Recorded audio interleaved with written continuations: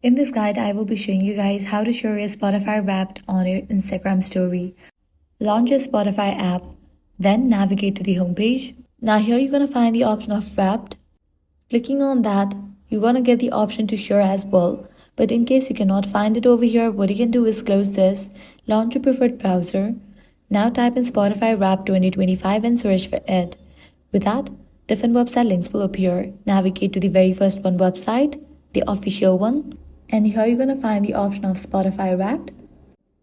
Now scrolling all the way down, you will see this your icon. Click on that. Now here you're gonna find different options. Select Instagram. Now select the option share to Instagram story. Then you can post it. This way you can easily share your Spotify Wrapped to your Instagram story. If this guide helped you out, do not forget to like, share and subscribe. Thanks for watching.